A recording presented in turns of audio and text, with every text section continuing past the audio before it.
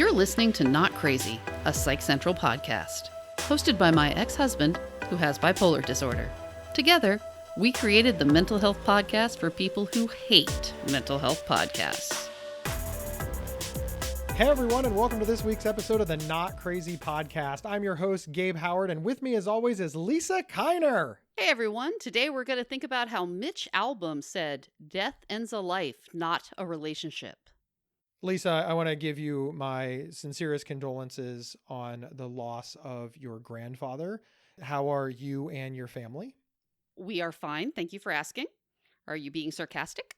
I am not being sarcastic because I know that you and your grandfather didn't get along. I think the audience is probably like, why? We didn't not get along. We just didn't really have much of a relationship. And that leads us into our show topic, right? And that leads us right into your quote as well. Mm-hmm. We always have this idea that death is final, right? Death is final. Death is final. But it's not, because your memory lives on. Your people who knew you live on. For example, you had unresolved issues with your grandfather. You had unresolved feelings, whether good, bad, positive, negative. They're unresolved. They didn't just stop. His memory didn't just end. For example, even though your grandfather has passed away, we're talking about him right now. That's the very definition of not final. Immortality via podcast. Well, yes, why do people talk about history? If death is final, we should never have to consider history because after all the people that did it are dead. So therefore, but it has ramifications, right? Right. I would agree with that. So therefore death is not final. That's my point. Well, the point I'm making is, one, my grandfather was 92. He'd gone much longer than the average. And two, we were not close. We have never been close. So when you say, oh, I know you have issues. No, I don't think so. I think I had more... I know this sounds cold, but I think I have more apathy than anything else. I mean, 92-year-old people die. That's how it is. I know, it makes me sound evil. I don't think that it makes you sound evil. It's your truth, right? It's not a thing that you hear very often. It's not something you can say out loud because people get really nasty about it. It is interesting to me. I believe very firmly that everybody grieves in their own way. And Right. I don't like it when somebody has a loved one who passes away, whether it be a spouse, a child, a father, or even a friend, and everybody is judging the way that person reacts to it. Yeah. First and foremost, that's how they're reacting in public. You have no idea. Maybe they're acting stereotypical once the door is shut, right? I mean, we judge everybody by what we see in public, but we compare it to how we act in private. That is a good point. I had not thought about that, but I think one of the reasons people police how you grieve is because they see it as disrespectful to the dead person. The time to respect them was while they were alive. Well, not only is the time to respect them while they are alive, but consider this for a moment. I'm going to use myself as an example. I have now passed away, Lisa. Now I'm going to assume that you are sad about this because I'm not 92. I want to be... Okay, again, I realize this makes me sound like the Ice Queen. Everyone thinks it's evil. He was 92 years old. He had a career. He had family. He lived his life. It was his time. You're focusing on the complete wrong point. The point that I'm making is that I am now dead, right? Okay. Sorry. Go back to the Gabe dead thing. Got it. Yeah, you can tell that Lisa feels very strongly that she's doing something wrong because she keeps defending herself even in the midst of a very obvious joke. I don't feel like I'm doing something wrong. I realize that I get a lot of criticism for this attitude. And the reason that you said you feel that you get criticism is because people feel like you're disrespecting the person who passed away. Yes or no? It's not a yes or no question. Yes, it is. It's a yes or no question. Do you feel that that's why people are criticizing the way that you are grieving? Because they feel that how you grieve is showing respect or love or something towards the person who passed away. Yes or no? Yes. I think it's a large part of it, but not all of it. And now we go back to my example. I am now dead. Right? I have passed away, and Lisa, you are going to feel sad about this. Yes or no? Right. Yes. Yes. And let's say that somebody criticizes how you feel sad about this. They decide that Lisa is not appropriately grieving, displaying emotion, whatever word you want to put there. They're on top of Lisa and upset with her because they feel that it is disrespectful toward me, the person who passed away. You follow so far? Yeah.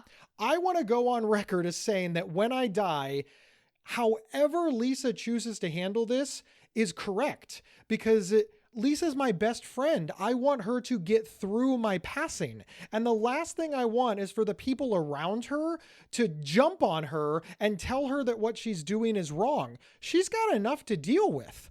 I mean, literally the greatest person she ever knew in the history of time. The most substantial influence, far surpassing anyone else, has just passed away. And you are my muse. I do kid, because death is one of those things that if you don't add a joke every once in a while, it's really, really hard for people to comprehend. But I just think about the people who have died in my life, and I can only imagine that if people were mean to me over their passing, or judgmental, or whatever word you want to use, I don't think that they would feel very good about this. These are people that loved me literally their entire life. But even more importantly, Lisa, I just think that it's your choice. Like, it's a very personal choice on how you handle it. And I don't really think it's anybody else's business. Well, people are judgmental and nosy. Yes, people are judgmental and nosy, but let's assume the best of intentions. You said you feel like they're doing it to defend the person who passed away. So on some level, you appreciate that, right? Because the person who passed away is in your circle as well. Don't you want them to have people who stick up for them? No, because they are dead. They don't know the difference. Where was all this love and respect and sticking up, etc., where the person was alive? They are now gone and have very little care about what is happening after the fact. I think it has a large component of judgy and nosy, because people police grief constantly. Everyone feels like you should feel a certain way. You should act a certain way. I don't know. It makes them uncomfortable if you don't. And people do not have any compunction about telling you to your face that you are wrong in how you grieve. All sorts of relationships. I'm glad that you said that, because I want people to hear that, because death is hard enough and we do all mourn it and grieve it in our own way. And having people follow you around and telling you that you're wrong is just, it's very bad for your mental health. You're already not doing well, right? Somebody that you knew, somebody that you had an existing relationship passed away. And it doesn't matter if that's a coworker or literally your closest friend, loved one, parent, grandparent, etc. Death has a reaction. It has a ripple effect. Have you ever worked somewhere where a coworker passed away? You only knew them at work. It hit you, right? It had a feeling in your chest. You didn't just say, well, it wasn't my family, right? Well, there's an element of your own mortality and discomfort with that. You come off so cold, Lisa. I know. I said that somebody that you knew died and you just made it about yourself. You're not this cold as a person. My podcast. No, sincerely. I know you're uncomfortable and you've now got like your cackles up. You're trying to be very defensive. Hackles. I mean, I don't know words. But no, sincerely, I just said a coworker, somebody that you worked with every day, died. And that feels very different than if, say, your mother or father or grandparent or child or spouse passed away. And your response to that is, oh yeah, I don't care that they're dead. It reminds me that I'm going to die. You're not this cold as a person. Why is that how you're interpreting it? You're asking me why it is someone might feel uncomfortable or unhappy. You don't think that's a component of it? I do think that's a component. Discomfort with the concept of death or the afterlife, or discomfort with your own mortality, or the idea that nobody wants to die. We all want to live forever. And we all kind of think that we're going to live forever. You don't think that's a component of this feeling that you have when this person has passed? You don't think that's a component of that feeling? I do think that's a component of that feeling. And as an example, that is what you thought of. And there's nothing wrong with that. I don't know. You seem to be pretty judgy telling me that there's something wrong with that.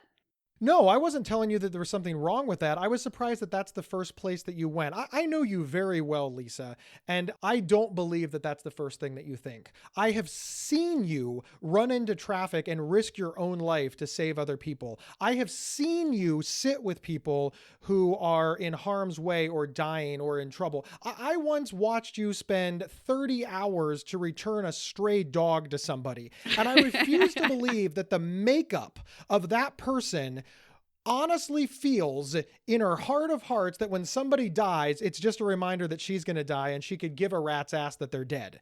I'm wondering, is that a defense mechanism on your part? Is it I'm not going to focus on the person who's dead because that's final and over, so that way I can move past it? And the reason I bring this up is because I think a lot of people do this, and a lot of people get unnecessary shit when it's just a defense mechanism, and they're wonderful people. I want to be clear, Lisa, you are a wonderful person, and I'm not criticizing you in any way, but you have to admit, it sounds very cold when I say, hey, a coworker dies, and you're like, yeah, I don't care. It just reminds me of my own immortality or mortality. But see, you're my adding. Own mortality. You're adding, though. I didn't say, oh, I don't care. I said, gee, part of your discomfort is, why's it got to be all or none? What's with this black or white thinking?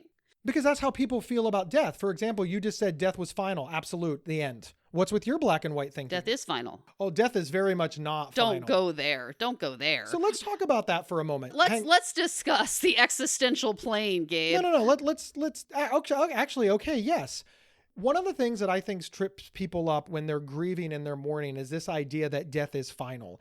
I don't believe that death is final. I think that death is final in that you can do nothing more to influence the future because you are no longer part of it. However, I believe that the past very much influences the future. And the people in my life who have passed away are still influencing me based on stuff they did when they were alive. They just can't clarify or contribute anymore. I think that part of the grieving process is recognizing that their memories still live on, their lessons still live on.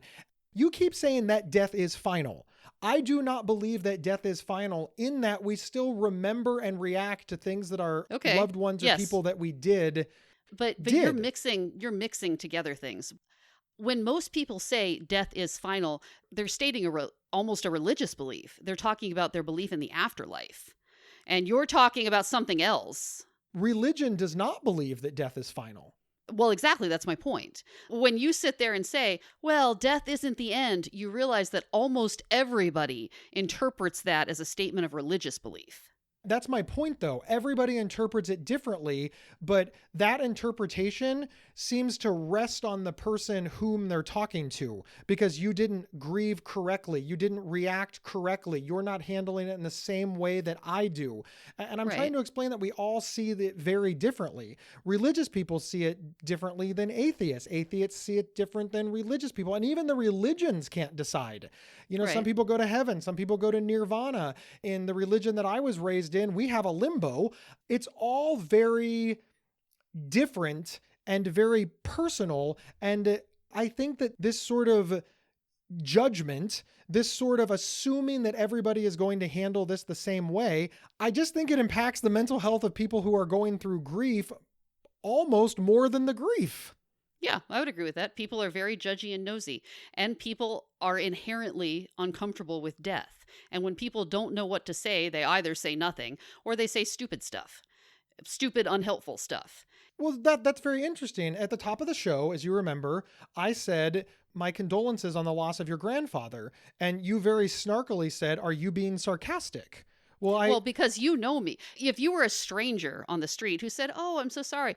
I'm not an idiot. I do understand social norms. The reply I would give is, oh, thank you so much. Yes. And then you say something like, well, you know, it was his time. Or, well, yes, we all miss him very much. Oh, he was such a good man. Whatever. The correct response to a stranger saying that would be, oh, thank you so much. But you happen to know me, and you happen to know that I really didn't have much of a relationship with my grandfather. So when you say it, it comes off to me as maybe you're being sarcastic because you happen to know the relationship I had with this person.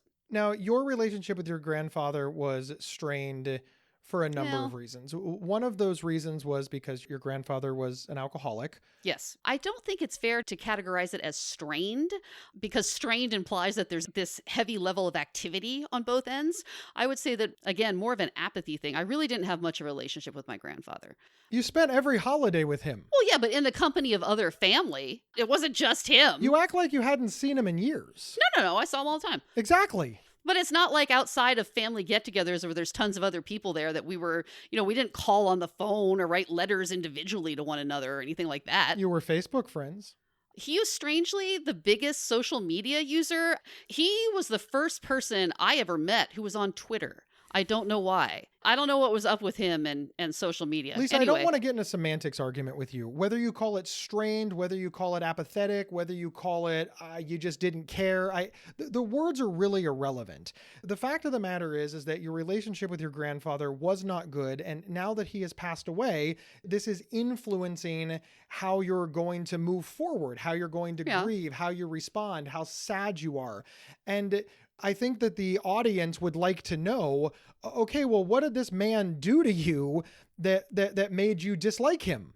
Nothing. And I didn't particularly dislike him. He was an alcoholic. He and my mother certainly had a strained relationship. Absolutely. And of course, that trickled down to us.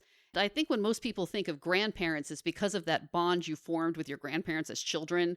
All the cartoon versions of grandparents with the love and the hugs and the candy and the gifts and the going to grandma and grandpa's house. And we didn't really have much contact with my mother's parents when we were kids because he was an alcoholic and mom didn't want him to be around us if he was drunk, and he was always drunk.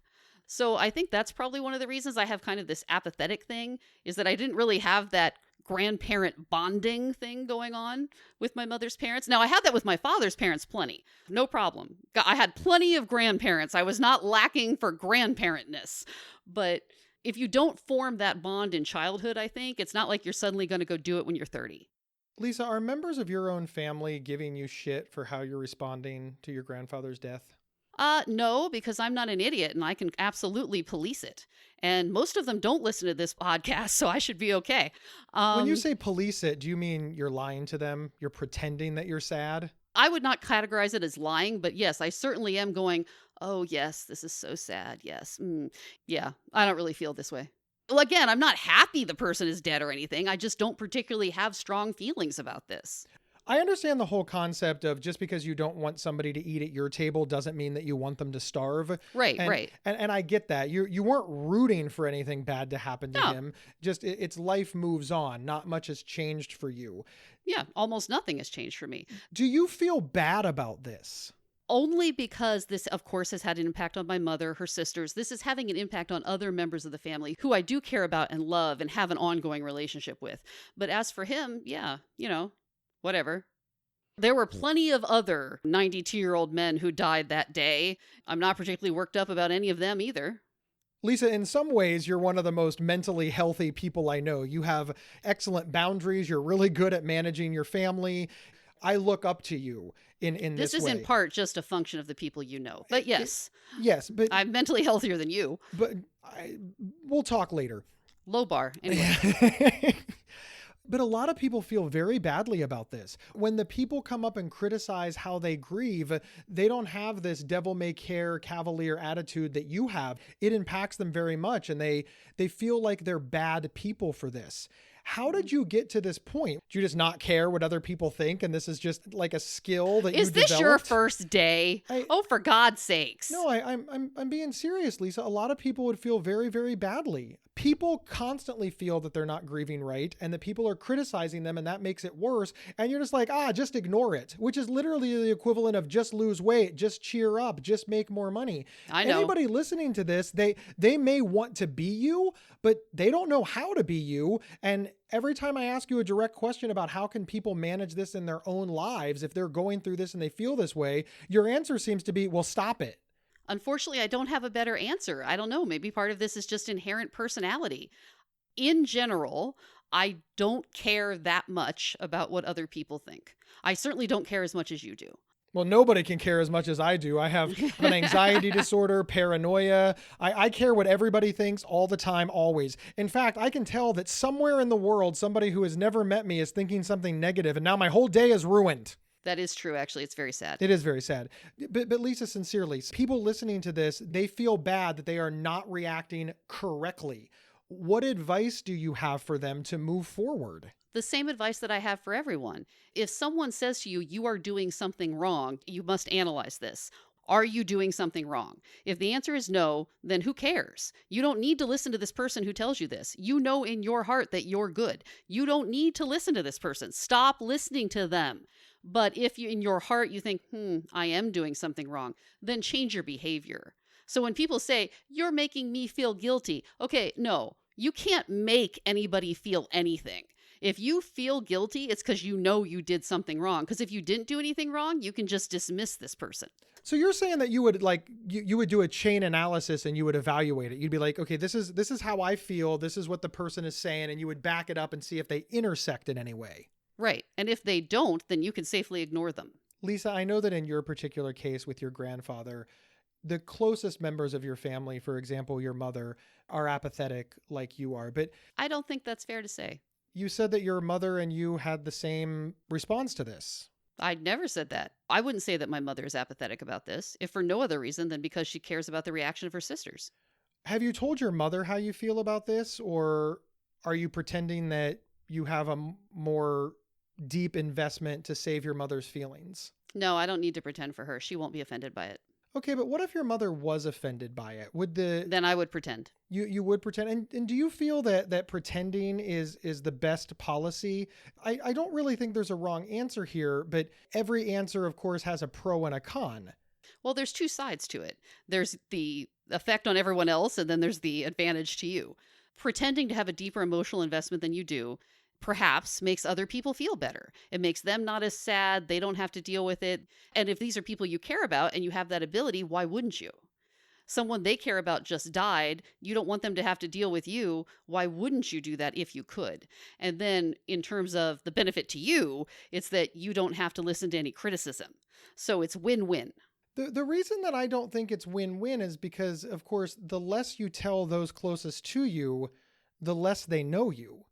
If you pretend that you care in this way, it does mean that your mother should reasonably assume that you care, and therefore she might take steps to make you feel better because she cares about you, her daughter. And now she's using emotional energy where none is needed because you gave her misinformation. But of course, you also do run the risk that if you give her the correct information, she expands energy and trying to get you to do something that you don't want to do. How does that work? I mean, what's your general thoughts on that? I think this is part of the social contract, and there's a pro and con list for every interaction. You talk about pretending as if it's a negative thing. You've never pretended to care about something that someone else cares about that you don't. I do it all the time, but I have a level. I never pretend to care about something I don't care about for you. Yes, you do. That's not true. Name one time that I have pretended to care about something for your benefit. And don't say, well, you go to musical theater with me. I don't pretend to care. I tell you that I don't like musical theater, but I absolutely unequivocally will escort you because you are my best friend. Well, this is the equivalent. Well, but it's not. You don't say I don't care that grandpa died, but I'll pretend to care for your benefit. You actually pretend to care. You convince people that you care. No, you're looking at this completely wrong. This is the equivalent of when you're telling me all about your new backsplash. Yeah, I'm really not invested in your new backsplash. I don't care about your backsplash. Your backsplash is not interesting to me, but it's interesting to you. And I know that you care about this and you want me to say, oh, that's nice and admire it, etc. The benefit I'm getting back is just like you said, you don't want to go see that musical, but it makes me happy. So that's a good trade for you. You can sit there and whatever, and because it makes your friend happy. It makes you happy when I ask you about your backsplash. Even though if you died tomorrow, I would never care about this backsplash ever again, or any backsplash for that matter. The thing that I'm getting out of it is the happiness or joy or whatever that it gives you. So this is the same thing. And we all do this all the time. When people come up to you and talk to you about boring subjects that you don't care about, but you can tell they care a lot and it makes them happy, or at least it makes them more comfortable if you pretend to care. This is the exact same thing. It's not different just because you're applying it to death. I don't think those are analogous at all. Why? First off, I do think that you care about my backsplash because you know that it's meaningful to me and you care about things that are meaningful to me. Exactly. And this person is meaningful to the person you are talking to. Even though it's not meaningful to me, it's meaningful to them. But you are pretending to grieve. You didn't pretend to be excited for my backsplash. You just politely listened. And you gave me your honest opinion on what you thought about it in my kitchen.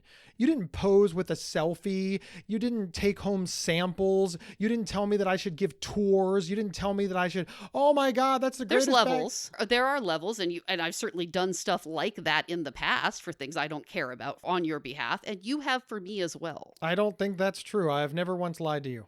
See, why are you lying has this inherent negative connotation. I have never once pretended for you. Yes, you have. When? Really? I am getting new flooring. How often have we been talking about this flooring? You're telling me you care about my flooring. Yes. Of course you don't care. You don't care. It's not going to be on your feet. What do you care? Well, you care because you know I care, because you're being polite and giving me that outlet. Well, once again, I just don't think this is the same thing. I think this is exactly the same thing. I don't understand why you don't think this is the same thing. And frankly, I don't even know that I can explain it because it's so obvious to me that this is the exact same thing that I don't even know how to tell you. The reason that it's not analogous is because Grandpa belongs to both you and your mom. The floor only belongs to you. That alone makes it not analogous. You'd have to find something that we both, in theory, should care equally about. No, why would you assume that my mother and I should, and incidentally, why are you using the word should care equally about this person? I said in theory should care equally about.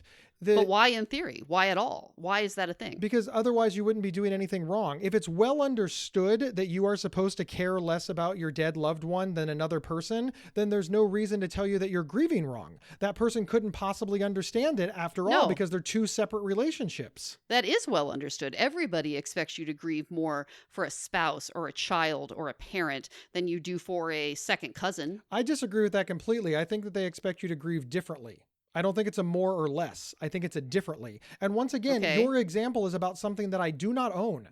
I do not live in your house. Like you said, I don't even walk on your floor. It's well understood. Why don't we talk about something that we're buying together? Why don't we talk about the logo for our podcast? What if you found out that I lied to you about that logo, where I convinced you that I loved the logo and that it was a great logo. And then you found out later, oh no, I just told you what you wanted to hear. I hate that logo. Wouldn't that upset you? But you'd be like, we designed it together. Do you hate the logo or you just... No, I love the logo. The logo is fantastic. No, not the actual logo. It's an analogy, Gabe. But do you hate the logo or you just don't really you just don't really care all that much about the logo? But you could tell that I'm heavily invested in the logo, so you will put your time and effort into this because... Right, and then incidentally, I think that might have actually happened with our actual logo. What happened with the actual logo is that you told me that you didn't care and I could decide. See, you didn't lie to me. Right. According to you, what you should have done is pretend that you had the same level of excitement about the logo as me. But that's not what you did. You told me that you didn't care I could pick. Right? So therefore, no lie. Every situation is different. I still showed you and you still looked at it, etc. But you didn't convince me that you had the same level of excitement or love of said logo as me in order to spare my feelings. But according to you, when you said to me, oh, look, here are a couple of different versions of the logo. What do you think? Since I don't, in fact, care, I should have said to you, no, I will not look about these. I do not care about this. Take this from my site. No, of course not. No, what you did say is it's entirely up to you. That's what you said. I don't think that if your mother says, I'm mourning your grandfather, you should say, I don't care about him. Remove his name from existence. Exactly. Get him from my site. There's not only these two things. There are many options at play here, all different levels. We'll be back in a minute after a word from our sponsors. Interested in learning about psychology and mental health from experts in the field? Give a listen to the Psych Central Podcast, hosted by Gabe Howard. Visit psychcentral.com/show or subscribe to the Psych Central Podcast on your favorite podcast player. This episode is sponsored by BetterHelp.com. Secure, convenient, and affordable online counseling. All counselors are licensed, accredited professionals. Anything you share is confidential. Schedule secure video or phone sessions, plus chat and text with your therapist whenever you feel it's needed. A month of online therapy often costs less than a single traditional face-to-face session. Go to BetterHelp.com/Psych Central and experience 7 days of free therapy to see if online counseling is right for you. BetterHelp.com/Psych Central. And we're back with more Not Crazy. I just don't understand why you're categorizing politeness as it's okay to lie. If your mother wants to talk about your grandfather and you listen, that's certainly not the same thing as you convincing your mother that you feel exactly how she feels. But I'm not doing that. I am not convincing anyone in my family that I care exactly how they do. So you've let your family know that you don't care? See, but that's my point, Gabe. Why do you think there's only two choices? What's the third choice? To be like, yeah, yeah, oh, that is sad. Yeah, he's gone. Yeah, doing that. Knowing full well that what they're gathering is that you agree with them. But silence implies consent. You've said that on this very show. Okay, so what would you have me do? For example, my cousins had a much closer relationship with him than I did. They are grieving his passing. They have those fond memories of childhood with Grandpa, right? So when my cousins start saying, oh, that's so sad about Grandpa. I miss him so much. You know, we used to talk all the time and now I'm not able to talk to him and I'm just so sad about that. Yeah, I haven't talked to him like one-on-one in years. Am I supposed to say to her, you know, I don't care about this. I didn't ever call him for home remodeling advice. Why are you even mentioning this in my presence? Okay, well, what would you have me do? Two things. One, I don't know why you've got to tell the truth in such a nasty way. Exactly. You seem to think, no, stop. You seem to think that the truth can only be delivered in a nasty way. Every example that you've used, what would you have me do? Your example is the truth is just as mean as humanly possible. So if the doctor, upon telling the truth of your grandfather's passing, according to your analogy, should have been like, he's dead. He is just dead, just dead. He's never coming back. He's dead. I mean, he's telling the truth, so he must be cruel and mean. According to your analogy, I'm supposed to say something along the lines of, I am not interested in this conversation. Let us talk about something else. No, I'm not saying that at all. That is not what I said at all. Okay, so what am I supposed to say other than yes, it's so sad that he's gone? What am I supposed to say? This whole thing started because I specifically said that when you agree with somebody like that, there is a connection that you are missing with them. And maybe you're okay with that, like with your cousins or aunts or friends or coworkers, etc. But what do you do? And this is a specific question that I asked. The specific question that I asked is, what do you do when you want to tell somebody the truth, but you know it will hurt them? What is the best way to tell them that when it comes to grief? And your response was lie anyways. There's never any reason to tell the truth. And that bothers me. I don't agree with... I don't think that's what I'm saying at all. Okay, so then answer this question exactly. Okay. Your mother is grieving the loss of her father, your grandfather. Mm-hmm. You are apathetic. Mm-hmm. You want to tell your mother that you're apathetic, but you don't want to hurt her. How do you do it? There are 2 points to this. Do not interrupt me. Number one, why do I have to tell her that I'm apathetic? That's not the question that I asked. Well, no, I'm saying... The answer to the question cannot be why do I have to answer the question. I told you not to interrupt and you're interrupting. I understand, but you're politicianing the question. Just answer the question. You don't know what I'm going to say yet. Give me a sec. So... you don't necessarily have to tell her that you're apathetic. That's not a requirement. You could just leave that out if you want to. And number two thing, you say something like, oh, you know, I wasn't as close to him as you were. Or, you know, he really wasn't part of my life in the way that he was yours. Or you say something, which I've often done, along the lines of, well, you know, he wasn't so much a part of my life, but I can see how upset you are. I'm so sorry this happened to you. I'm so sorry for how you are feeling. Or, depending on how close you are to someone, you know, I personally am not that affected by his death, but I'm worried on your behalf. You can say something like that. How do you handle it if that person fires back? What do you mean you don't care? I thought you guys were close. What are they, idiots? Of course we weren't close. Who doesn't know that? Once again, we're offering advice to different families, and I don't think it's very fair for you to categorize the other way that families handle death as they're idiots. That's very dismissive. No, that's not what I'm saying. What I'm saying, you have this whole thing about, well, you're not forging authentic connections. I don't know why you're mocking me. Authentic connections are important. Any member of the family will know that I was not close with this person because they're not blind. I guess if a family member said, oh my goodness, why are you behaving this way? I thought you were close. At this point, you could probably just say, no, actually, we were not close. You were closer to him than I was. So-and-so was close with him. I personally haven't seen him in X number of years. You can explain that you were not, in fact, close. It seems like the advice that you're offering to people is that your family should know, and if they don't, they're idiots. No, that's not what I'm saying. You should lie to your family unless you get caught, in which case you should say it in the meanest way possible. That's your advice. No, that's not my advice at all. No, your advice is that whenever somebody dies, you have to immediately throw out every single thing you've ever thought. That's not what I said, even remotely. When someone talks to you about how they feel about a death and you personally do not have those same feelings, I don't see why you can't just pretend they're talking about their carpet.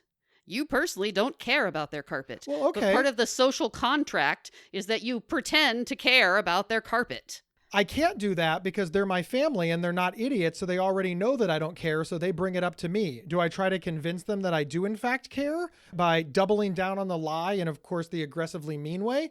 Or do I tell them the truth when they ask me point blank if I care? Sure, tell them the truth. I'm really not that invested in the carpet, but I can see that you really care about these options. I do, in fact, agree with that advice. But when I asked you to suggest that originally, you just said that that was mean and that you should lie. Okay, see, sometimes if someone wants to talk to you about their carpet, it is rude to say, I don't care about your carpet. Even in a nice voice, I don't care about your carpet. That's rude. But it's your carpet as well. It's not lying to say, I'm not really invested in this, but what do you think? That's not lying. Once again, this whole debate seems to be hung up on you saying, well, you don't have to, it's not required, your family are idiots, be mean about it. When did I say be mean about it? I can't get you to directly answer a question. And in fact, I don't understand the question. Then say that. What is the question? Ask me the question. What's the question? Families are very complicated. Okay. And death is very complicated. And the grieving process is fraught with misunderstanding and challenges and issues that are hard to navigate for families. And oftentimes, the family member that is behaving differently from all the other family members is the one that feels left out and lost, and in some cases, unfairly judged or criticized or put upon for their feelings. And agree. You have that in your family. You are the odd duck in your family. And I'm asking you how you coped with it and still got through to everybody. And you gave some excellent answers of how to avoid, etc. Those were all perfect. Okay. What's the flip side of that? What's the advice do you have for people that don't want to use that advice? And your answer seems to be, the advice that you gave originally is the only advice that's out there. There's no second chance. If you don't use that advice, you're a fool. Your advice so far has been excellent. What advice do you have for people that don't want to, whatever semantic argument you want to make, that want to mislead, lie, trick? My question is, what advice do you have for people that want to tell their loved ones how they felt about the deceased, knowing that their family will not like the answer, but they want to do it? Don't say they don't have to. Don't say they shouldn't. They want to do it. They want to tell their family, look, I don't care that he's dead. Do we have any explanation for why they want to do this?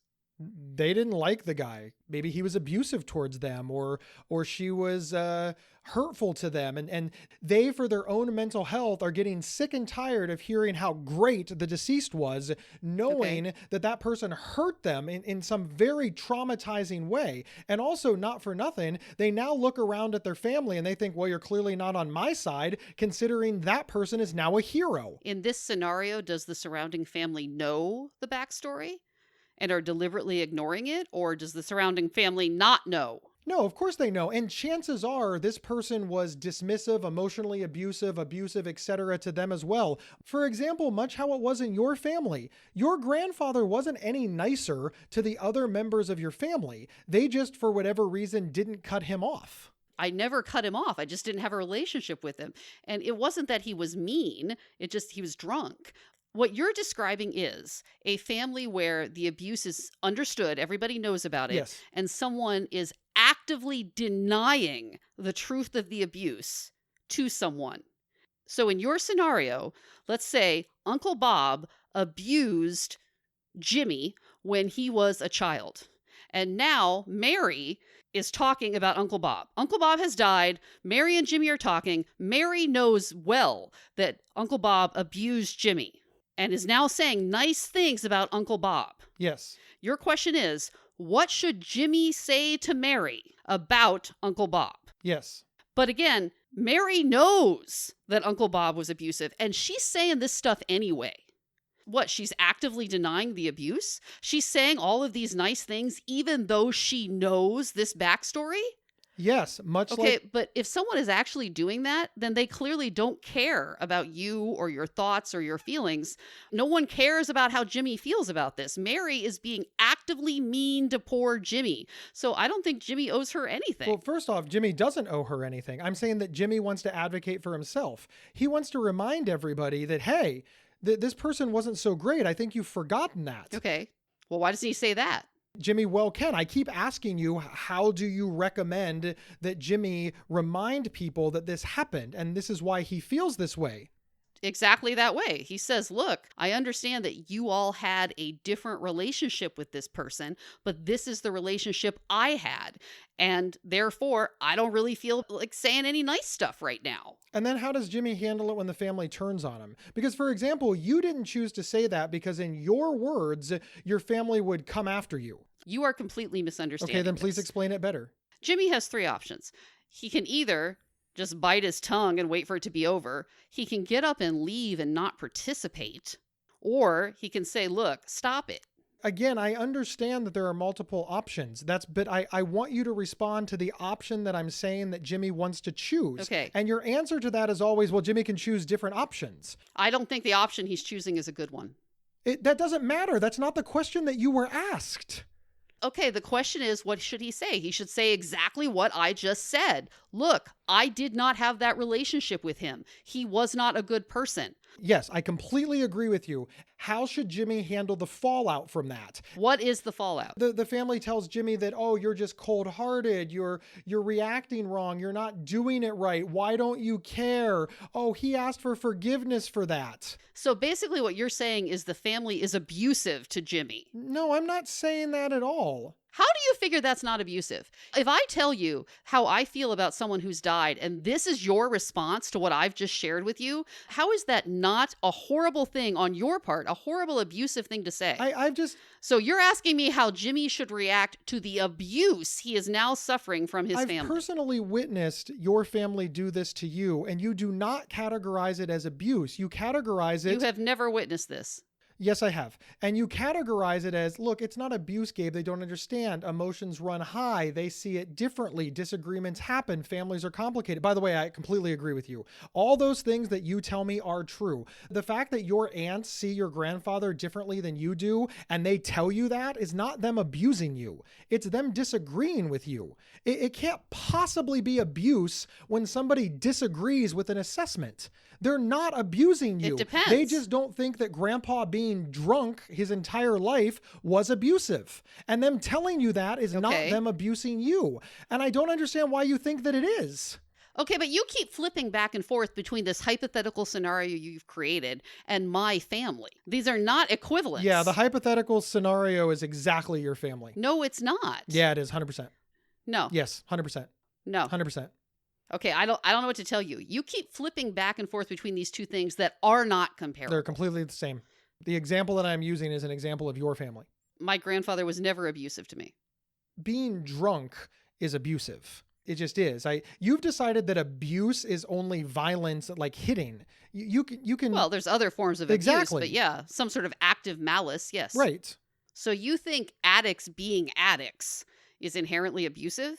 I think that unfortunately the fallout of ignoring your family so that you can drink is that it causes them suffering. For example, by your own admission, your grandfather did not have a relationship with his granddaughter. Yeah, he made his choice. Right. He chose alcohol over you. I do see that as a form of abuse. I understand that you don't, but yeah. I look at my untreated mental illness. I look at my abuse of drugs and alcohol, and I look at the way that I treated you. I look at the way that I treated my parents, my family, my first wife, coworkers, friends. I was unequivocally abusive toward them. And anybody that says differently is just trying to make me feel better. I understand that there are extenuating circumstances with my mental illness, etc., but I had to apologize for all of them. I had to make amends for all of it because it was wrong. Okay. And I believe that the way that your grandfather acted toward you and towards the people that you love caused you trauma. I don't see how it cannot. All right. But you have decided that your grandfather was not abusive toward you. I think there are a lot of levels, and this is a very complicated subject. In general, I would say that no, addicts being addicts is not categorically abuse. Because again, that's what addicts do. So they don't have to make amends. No, that's not what I'm saying. I don't know. I feel like the term abuse is very loaded and maybe is not the appropriate See, once question again, you're for playing a this. semantics argument. You know exactly what I mean. No, I don't actually. Why don't you define it? Whenever you're dismissive of people that you are supposed to love, whenever you break promises, whenever you lie to, hurt, misinform, whatever word you want to use that causes pain to somebody who you are supposed to protect, whenever you break a promise, that is a form of abuse. I do recognize it's on the low end. This is the problem with spectrums. I don't think that the type of abuse that your grandfather was guilty of is equivalent to a serial killer. That abuse is much, much, much worse. But I think that your mother would agree that he was an abusive father, and so much so that she kept you away from him. You don't think that has a ripple effect? You're equating different relationships, though. Parents have a very different obligation to their children than grandparents have to their grandchildren, or than you have to other members of your family. So what obligation do you feel that grandparents have to grandchildren? I believe that when you tell somebody that you love them unconditionally, that means you support everything they do. So when they have children, you must be willing to die for their children in the same way that you'd be willing to die for them. Could you imagine if your grandfather let you die and then explain to your mother, no, honey, I love you unconditionally. I just let your kid die. Okay. I don't think your mother would say, I believe that you love me unconditionally. Okay. I believe that your mother would fully expect her parents to save her child. And I believe that you would too. Okay, so where's the level? Like, for example, parents are obligated to care for their children on a daily basis. Are grandparents obligated to do so? No. Okay. If you need a babysitter or someone to watch out, are they obligated to do these things? No, of course not. How often must grandparents see grandchildren to fulfill their grandparently obligation? There's no answer to that, and you know there's no answer to that. Okay, well, but let's follow it, though, then. You had zero relationship with your grandfather. What obligation do grandparents have to grandchildren, right? And you're saying it is a form of abuse to shirk your obligations for your addiction. That when you choose your alcohol or your drugs over other people, that is a form of abuse. That's what you're saying. I am saying that when you choose alcohol... No. Is that what you're saying? Yes, no. Yes. So when you miss your obligations to someone because of your addiction, that is abusive. But you've also just told me that grandparents do not, in fact, have obligations to their grandchildren. I didn't say that. Then explain, what obligation do they have? What obligations do grandparents have to their grandchildren? You just told me they have an obligation to save your life in imminent peril. Okay, great. Yes, sure. What else you got? Are they obligated to spend time with you? Are they obligated to take care of you? Are they obligated to give you money? What obligations do they have? I think they're obligated to keep their promises. And I think that when their children want to keep their children away from you, then abuse happened. Okay, so they're obligated they're obligated to keep promises. So therefore, if someone doesn't make any promises, they have fulfilled all of their obligations. Yes, if you are a grandparent and you refuse to see your grandchild, you have fulfilled your obligations and are a good grandparent. That's exactly what I'm saying. Okay, so this is why we're doing this. This is reflective listening. So explain it to me. You cannot define for me any obligation that grandparents have that, for example, my grandfather did not meet. Therefore, how is that abusive? What obligation did he not meet? Your grandfather died and you don't care. He did not meet the obligation where you love him. So grandparents are obligated to ensure love on part of their grandchildren. They're obligated to have a relationship with you in some form. Okay. I do believe that, yes. And the very fact that he had none shows that something went very wrong. And I'm sorry that I don't have like exact...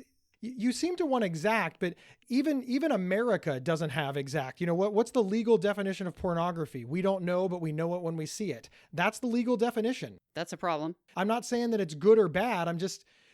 Grandparents have obligations to their grandkids. I'm sorry, they just do. What those obligations are will change based on age and health and distance. I can't say how often. My grandparents lived 400 miles away, so I only saw them 8 times a year. Your other grandparents watched you every day. Your father's parents, they watched you every day. The fact that when your grandmother died on your father's side, you cried. I watched you cry. We were very close. And this gentleman passes away and you're just like, I'm apathetic. apathetic. I don't give a shit. And then you're faking to help other family members that frankly you don't think should give a shit either, tells me that they did not meet an obligation. And you're saying, well, there is no obligation. They don't have to love you. I don't agree with that. I'm sorry. I just don't agree with that. And I do worry about why you think that's okay. I take exception with you say faking. It's not faking to say, I do not feel sad on my own behalf. I feel sad on your behalf. How is that faking? Because you didn't say that to every member of your family. Now, again, what words would I need to use? I want to say again, you are not required to do so. I don't think that Lisa Kiner did anything wrong utilizing this method. That's not what you said earlier. Yes, I did. I said that is an excellent method. I am okay with it. What if you don't want to use it? And you decided that that was a personal attack, that the only reason that somebody wouldn't want to use it is because you were wrong. No, that's a choice that you made for you. And Okay, you but- are right to use it. You're literally doing this thing where you're like, oh, I just got myself a big bowl of chocolate ice cream. And I'm like, oh, Lisa, that is an excellent self-care technique. Now, if somebody doesn't want chocolate ice cream, what do you recommend? Well, first off, they're allowed to have chocolate. I know. Okay. I agree they're allowed to have chocolate, but what do you recommend for somebody that doesn't want chocolate? Well, why would somebody pick that? You know, I take exception to you saying that people don't want chocolate. No, Okay, give me so- some other flavors. Okay, but what are the other flavors in this analogy? I don't know. I was very specifically asking you. I would say that if you have made clear to your family members how you feel and they are consistently telling you you are wrong and denying how you feel, I don't know that there is any advice for you. You're stuck. These people are not doing right by you. These are not people that are showing you the appropriate amount of family love. So at this point, you can decide if you're going to tolerate that or not. But we're all going to tolerate it, Lisa. And that is not the choice that you and I have made in our own families. And you and I do not think our families are abusive toward us. We just don't. Never once has a family member said to me, oh my God, you should really care more about this. No one has ever said that to me. In so many ways, I agree with you. As you know, we're playing devil's advocate because that's kind of what we do to hash this stuff out. But this idea that just because your family is like low-grade abusive or does stuff that you don't like, you and I both tolerate this in our own families, and we argue back and forth on whether or not it's abusive. But let's go ahead and say that it is. I'm still not going to cut my family off. You're not going to cut your family off. What do you recommend for those people in order to keep their family and their mental health? Limit exposure. Well, okay, but you can't limit your exposure all the time. Then maybe you can't keep your mental health. You know, if you're saying, look, my family is abusive, but I cannot limit my exposure to them, you're in a bad position. Yeah. You're trapped. I don't know that there is any solution for you. I would say, why can't you limit your exposure? Surely there is a mechanism for you to do that. We all decide what we're willing to tolerate from our families, and some things you just roll your eyes or grit your teeth. I think everyone is making these same decisions all the time with their families, and once again, it doesn't matter that this is related to death. It's the exact same process. We have talked about this a lot, how to manage your family, manage their expectations, manage your expectations within your family, how to get along, etc. And I think you're right. Do you think that the fact that it has to do with death adds maybe another element that puts people on edge, and Absolutely. maybe that makes it a little more difficult? It makes it more difficult, but the concept is the same. Okay. It makes emotion higher. It makes it harder to do. But the base concept of you have decided in your mind what you're willing to tolerate and what you're not. Grit your teeth or walk away. There's only two choices. You cannot control the behavior of other people. If they continue doing this thing that you find objectionable, is that a deal breaker for you? Are you out? Or are you going to find a way to survive it? Lisa, I really like the word that you use there, survive. Like it's a big word on one hand, because like you survive a car crash, you survive your cruise ship sinking, you survive COVID, but survival exists on so many levels. I mean, you survive with your mental health. You survive inside the confines of your family. You survive for 39 days in an island and you outwit and outlast and outplay. It can mean many things, but I think it's kind of a powerful word and sort of that kind of thing that you say to yourself in the mirror to psych yourself up. I will survive my family. I will survive this. I will get through to the next stage. I think we are survivors. That's the number one thing that I say about people who are living with mental illness is that we know how to survive. I actually was thinking about re-recording that line. I think survive might be a little bit too strong because it does have this connotation of life and death, and maybe it's more of a get through or tolerate or live with or make the best of. But listen, when you're getting ready to go and when you're leaving your house, your bedroom, your town, your car, and you say, I will survive, that feels much better than I will tolerate. So there's more drama to it, yes. But I mean, we need a mantra. We need a mantra to get through these tough conversations and these things that happen. The thing to get through it is to say, this will pass. Yeah, this will pass. Here I am with my family, and frankly, this isn't part of my regular life. My regular life is at my house with my chosen family in my day-to-day life. This is just the aberration I go through for visits. Well, but listen, this too shall pass and I will survive does sound better than this too shall pass, I will tolerate. Yeah, a little drama queenie, but okay. I mean, well, I am what I am. Yes, you are. And that's why we all love you. And I love doing this show. Oh, I love doing the show with you too, Lisa.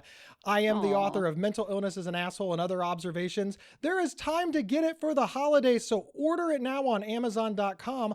Or if you want show stickers, you want me to sign it, and you want a whole bunch of cool free swag, head over to GabeHoward.com. Don't forget to listen to the outtake, and we'll see you next Tuesday.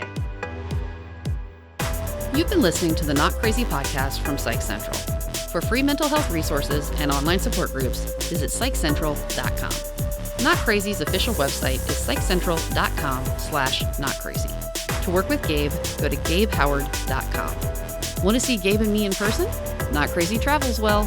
Have us record an episode live at your next event. Email show@psychcentral.com for details.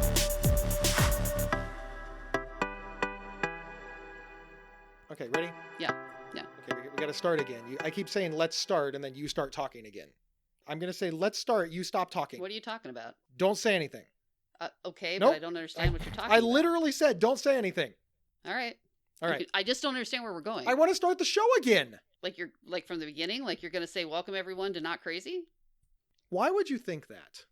Because I don't understand what you mean by I start said the show again. pause so that I you could mean give you some unpause. instructions. Well, why didn't you say unpause then? Because I want to start the show again. And so if we were watching a movie and I said, hey, pause, I have to go to the bathroom. And then I came back and said, okay, start the movie again. Would you then look over to me and say, oh my God, you want to start the movie from the beginning? Or would you just click on pause? Yes, that's a good point. I'm silent now. This is me being silent. It's not! You're using words!